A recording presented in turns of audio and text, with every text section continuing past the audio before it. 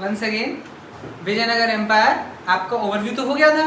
अब हम अंदर जा रहे हैं विजयनगर एम्पायर में, समझने हुआ क्या। सबसे फर्स्ट डायनेस्टी जो थी उसका नाम था संगम डायनेस्टी।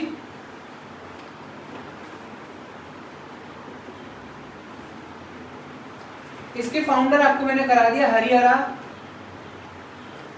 फर्स्ट और बुक्का फर्स्ट। इनकी कैपिटल सिटी थी हम्पी। विजयनगर एम्पायर की कैपिटल सिटी हम्पी। कौन सी नदी किनारे? तुंगभद्रा रिवर किनारे। संगम में हरिहरा वन के बाद एक आएंगे किंग आएंगे, उसका नाम है देव राया फर्स्ट।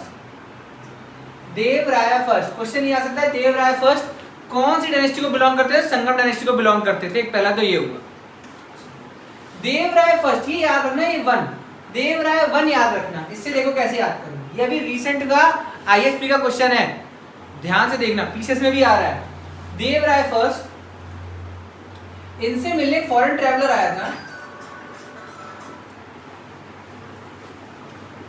उसका नाम था निकोलो दी कॉन्टी। निकोलो दी कॉन्टी आप कैसे याद रखोगे? देखो वैसे तो निकोलो दी कॉन्टी में टी आई होता है, बस आप याद रखना निकोलो दी कॉन्टी में आई मैंने ऐसे बनाया जानबूझ करके ताकि इससे रिजेंबल हो जाए। देवराय वन का ये वाला आई और निकोलो दी कॉन्टी का ये वाला आई। इसने अपनी किताब में निकोलो दी कॉन्टी ने ये बताया है कि Devaraya one established dam on Tungabhadra river. Tungabhadra river पे डैम बनाने वाले आदमी का नाम क्या था? देवराय वन। किसने बताया? निकोलो दी कॉन्टी। अब कैसे याद रखेंगे भाई? डैम, डैम अगर आप जोर भी बनाते हैं तो ऐसे बन सकता है एक तरह का डैम। ये देखो डैम ही तो है। तो देवराय वन का आई, निकोलो दी कॉन्टी का आई और ये डैम वाला ये वाला आई, आपका ये खत्म हो जाएगा टॉपिक इस तरीके से। इसमें पहला क्वेश्चन ये बनता है निकोलो दी कॉन्टी किससे मिलने आया? Option one Devaraya one, Devaraya two Kris Devaraya या अकबर। ज्यादातर लोग क्रिस देवराय लगाकर आते हैं क्योंकि उन्हें लगता है वही फेमस किंग है और कोई था ही नहीं विजयनगर में। ठीक है, आप याद रखना निकोलो दी कॉन्टी किससे मिलने आए? देवराय फर्स्ट से मिलने आए थे। किस विजयनगर एम्पायर रूलर ने डैम बनाया था तुंगभद्रा रिवर पे? फिर वही option Devaraya one, Devaraya two Kris Devaraya या फिर रामा राय कर देगा। सब फिर लगाकर आएंगे क्रिस देवराय। 90 से 95% लोग क्रिस देवराय लगाकर आते हैं। आप याद रखना कि डैम किसने बनाया था? देवराय फर्स्ट ने बनाया था। ठीक, सेकंड जो आए विजिटर रूलर रूल करने, उनका नाम था देवराय सेकंड। देवराया सेकंड। देवराय सेकंड से मिलने आया था Persian ambassador, Persian ambassador of king Shahrukh. Shahrukh नाम के राजा थे पर्शिया के, उनका एक एम्बेसडर आया था, उसका नाम था अब्दुल रज्जाक। अब्दुल रज्जाक। अच्छा, कैसे याद रखेंगे भाई? अब्दुल रज्जाक देवराय सेकंड से मिलने आए थे। आप बहुत आसान है, देखिए मैंने कैसे यहाँ पे लिखा है। अब्दुल रज्जाक में दो बड़े बड़े जेड बनाए रज्जाक में, Z number 1 Z number 2। Razzaq दो जेड है, देवराय 2 से मिलने आया था। देखिए आई नो बचकानी ट्रिक्स लग रही है बट ये आपको हेल्प करेगा, याद रख जाएगा आपको कि अब्दुल रज्जाक किससे मिलने आया था? देवराय सेकंड से। ऑप्शन होगा अब्दुल रज्जाक किससे मिलने आया? देवराय वन, देवराय टू, कृष्ण देवराय या रामा राय। आप देख लो रज्जाक में दो बार जेड है तो देवराय सेकंड से मिलने आया। संगम डायनेस्टी के बारे में इतना ही बहुत है। इसके बाद की डायनेस्टी है उसको बोलते हैं सुलुक डायनेस्टी। सुलुक डायनेस्टी ये आपके लिए ज्यादा इंपॉर्टेंट नहीं है, इसके अंदर कौन था कौन नहीं था इसको आप स्किप भी कर सकते हो, बट आपको सीक्वेंस याद रहना चाहिए। संगम के बाद सुलुक आया था। ठीक, इतना हुआ। अब आपकी आई डायनेस्टी नंबर 3 Tuluva dynasty. TULUV Tuluva dynasty. Tuluva dynasty ऐसे याद रखना, ट्रू लव से याद रखना, ट्रू लव तुलुक। ठीक है, 3rd नंबर पे तुलुक डायनेस्टी। तुलुक डायनेस्टी के फेमस किंग का नाम है किंग कृष्ण देवा राया। कृष्ण देव राय राजा किसके थे? तुलुप डायनेस्टी के थे किंग कृष्णदेव राय। अच्छा, कृष्णदेव राय का जो टाइटल था, जो भी लिख रहा हूं एग्जाम में आएगा, इनका टाइटल था आंध्र भोज।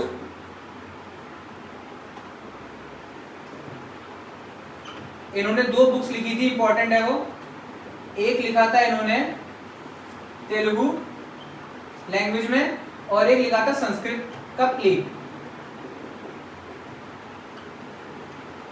तेलुगु में इन्होंने लिखा था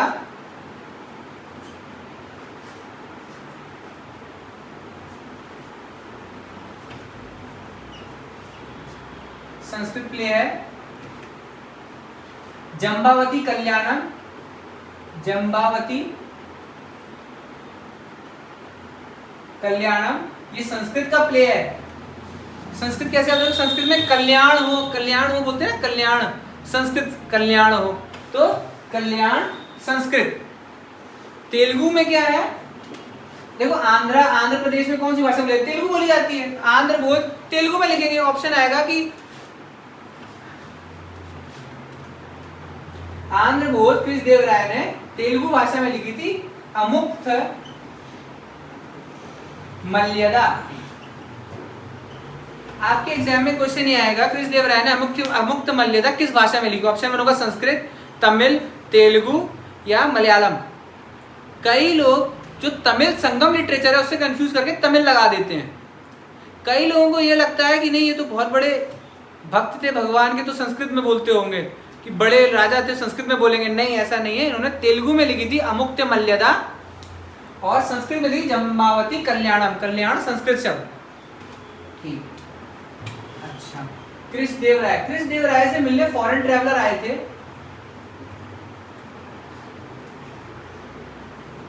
पोर्टुगीज थे, डोमिंगो पेज एंड बारबोसा। कैसे याद रखेंगे भाई? बार में डोमिनोज का पिज्जा, डोमिंगो पेज, डोमिनोज और बार और डोमिंगो पेज, ऐसे करके याद करना। कुछ छोटी मोटी ट्रिक बनाते रहा करो, आपका माइंड एक्टिवेटेड रहता है, आप बोर भी नहीं होते हो और बहुत सारी चीजें आप याद रख सकते हो। हिस्ट्री के साथ करंट अफेयर, पॉलिटी, इकोनॉमिक्स, जो भी आपका सिलेबस है आप याद रख सकते हो। छोटी छोटी ट्रिक्स बना लेने से माइंड मैप होता है। एक आप कॉपी में बना लेते हो ऐसे ऐसे करके, फ्लो चार्ट टाइप का। अगर आपको याद रहेगा तो वापस से रिवाइज करने की जरूरत भी नहीं पड़ेगी। डोमिंगो पेज बार, पोर्टुगीज वाले होते हैं ना, पोर्टुगल, बहुत बार में जाते हैं और डोमिनोज पिज्जा ऑर्डर करते हैं। ठीक है, फॉरेन ट्रैवलर ये थे। इन्होंने अपनी अपनी किताबों में, अपने अपने फॉरेन ट्रैवलर में भी मेंशन किया है कि golden age of art and culture बोला गया है। Golden age of art and culture. आप मुझे बताइए किसी पीरियड को गोल्डन एज कब बोला जाएगा? गोल्डन एज मतलब होता है बहुत रिच, वहां का आर्ट एंड कल्चर है। रिच मतलब है यहाँ पर रोमांटिक बातें भी हो रही हैं और फिलोसॉफिकल बातें भी हो रही हैं। फॉर एग्जाम्पल, चंद्रगुप्त सेकंड को golden age of ancient India बोला जाता है।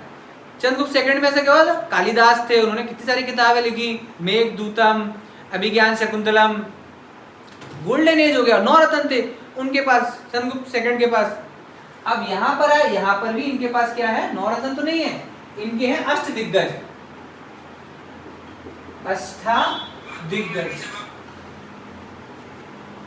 अष्टदिग्गज मतलब इसलिए बोला जाता है 8 एलिफेंट्स। 8 एलिफेंट्स, इनके कोर्ट में 8 बड़े बड़े हाथी जैसे लोग रहते थे, अष्टदिग्गज। जैसे 9 रत्न थे ना, अकबर के 9 रत्न, चंद्रगुप्त सेकंड के 9 रत्न। अच्छा, शिवाजी का अष्ट प्रधान, उसी तरह यहाँ पर क्या? अष्टदिग्गज, जिसमें से आप ये याद रखना, पहला आप सबने बचपन में सुना होगा तेनालीरामन। तेनालीरामन के कार्टून भी सुने होंगे, देखे होंगे आपने। सेकंड नंबर पे जो मोस्ट इंपॉर्टेंट है अष्टदिग्गज, उसका नाम है अल्लासनी पैद अन्ना। अल्लासनी पैद अन्ना, इनको बोला गया है, टाइटल है इनका आंध्र कवि पितामह। आंध्र कवि पितामह, इसका अलासनी पैदन्ना का टाइटल क्या है? आंध्र कवि पितामह। इतने बड़े फेमस पितामह टाइप में आंध्र के कवि लिखने में। अच्छा, मतलब पढ़े लिखों की इज्जत हो रही है, उसे गोल्डन एज बोल दिया गया, पढ़े लिखों की जहाँ इज्जत हो। अब जंगली लोग थोड़ी ना पढ़े लिखों की इज्जत कर पाएंगे। फिर उसके बाद क्या हुआ, सबसे पहले date, Krishnadeva Raya, he was a contemporary of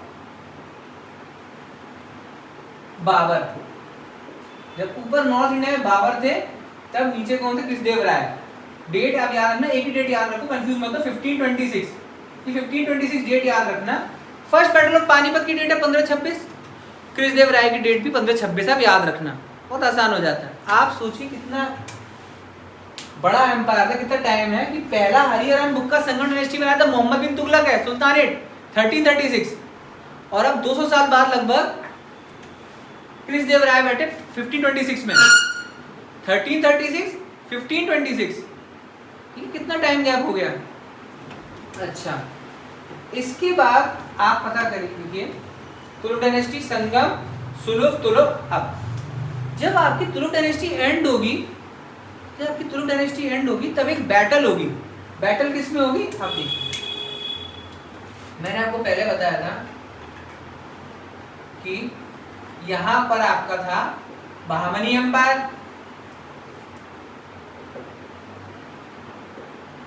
Bahmani empire के बाद में कई टुकड़े हो गए, बहामनी एम्पायर कई सारे टुकड़े हो गए, जिन टुकड़ों की वजह से इसको बोला गया डेक्कनी सुल्तानेट। सुनिए, आप बहामनी एम्पायर से कंफ्यूज मत हो जाना कि ब्राह्मण एम्पायर, कई लोग कंफ्यूज आते हैं कि हिंदू एम्पायर है, नहीं, Bahmani empire was a Muslim empire, Deccani sultanate, एक नॉर्थ इंडिया के सुल्तान है, साउथ इंडिया के सुल्तान है, बीच वाले सुल्तान, डेक्कनी सुल्तानेट, बहामनी एम्पायर। इसको एक छोटी ट्रिक है, बैग बीबी से याद रख सकते हो, BAG बैग बीबी।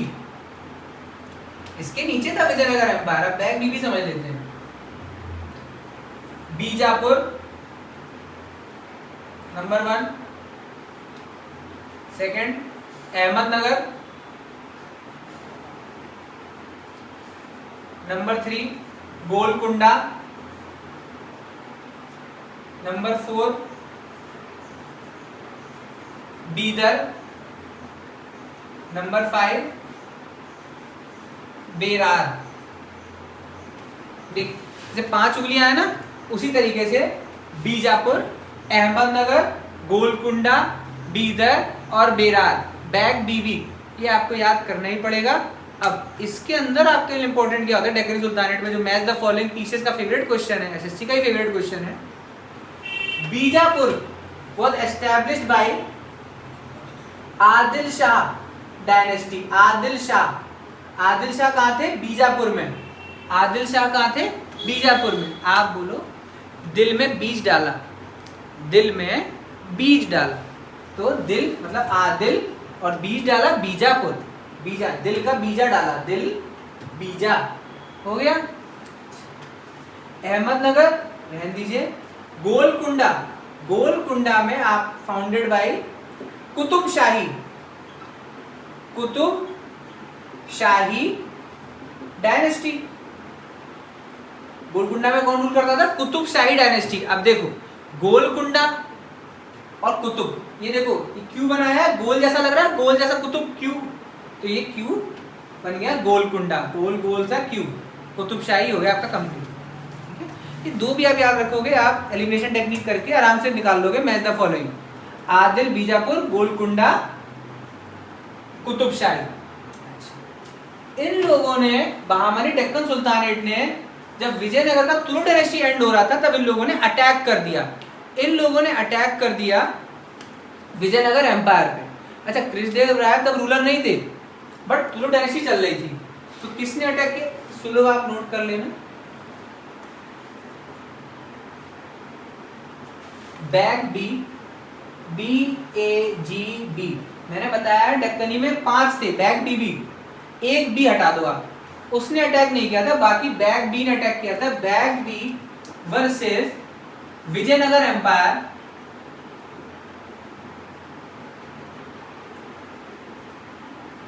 एक लड़ाई होती, बहुत बड़ी भयंकर युद्ध होता है साउथ इंडिया में। बैग बीबी में आपके हैं बीजापुर, अहमदनगर, गोलकुंडा, बीदर। बस याद रखना, नॉट बेरार, बेरार ने अटैक नहीं किया था, ऐसे याद रखो, बेकार था इसने अटैक नहीं किया, बेरार बेकार अटैक नहीं किया, बेरार ने अटैक नहीं किया, बाकी सारों ने अटैक किया था। किस पे? विजयनगर एम्पायर पे। विजयनगर एम्पायर पे उस टाइम पे रूलर कौन था? रामा राया, रामा राया, ऐसे याद रखो, जाने क्या होगा रामा रे, तो रामा रे, राम रे, लास्ट में कौन हो गए? रामा रे। इस लड़ाई को तारीख है इसकी 1565, तारीख क्या है? 1565, और इस बैटल को बोलते हैं बैटल ऑफ तलीकोट्टा, बैटल ऑफ तलीकोट्टा, या फिर एक और नाम है राक्षस तंगड़ी, राक्षस तंगड़ी। ऑब्वियसली विजयनगर एम्पायर हार जाएगा, वीक रूलर थे, और ये चार एक साथ अटैक कर रहे हैं, बैटल ऑफ तलीकोट्टा और राक्षस तंगड़ी बोलते हैं। This was the end of Vijayanagar empire. But एक डायनेस्टी और आएगी बाद में, ये आप जान लेना, लास्ट 4th नंबर की डायनेस्टी है, इसका कोई इंपॉर्टेंट रोल नहीं है, लास्ट है, उसका नाम है अराविदु, अराविदु डायनेस्टी। अराविदु कैसे रखो? अलविदा, अलविदा हो गया, अराविदु डायनेस्टी अलविदा हो गया। अब सुनिए, छोटी सी एक और चीज बची हुई है आपका, विजयनगर एम्पायर में कृष्णदेव राय, विजयनगर एम्पायर में कृष्णदेव राय के जो जनरल्स होते थे, फौजी, उनको बोलते थे नायक, नायक्स या नायकर, नायक। और इनको जो जमीन दी जाती थी, लैंड दिया जाता था, उसको बोलते थे अमारम, अमाराम्स। अमाराम कहते थे आराम करो, अमाराम मत बोलो, तो बोलो आराम करो, नायक को बोलते कि तुम आराम करो, अमाराम। ये एक मोटा मोटा ओवरव्यू है, काफी हेवी ओवरव्यू है ये विजयनगर एम्पायर का। अगर आपने इसको ढंग से समझा और इसको थोड़ा सा और डिटेल में किसी भी बुक से आपने पढ़ लिया, आपका पूरा विजयनगर एम्पायर क्लियर हो जाएगा। इसमें आप मेंस के भी आंसर लिख सकते हैं, पीसीएस का भी क्वेश्चन हो जाएगा, आईएएस एसएससी का तो होगा ही होगा। ठीक है, आपका विजयनगर एम्पायर एक लिमिट तक कंप्लीट हो गया। Thank you.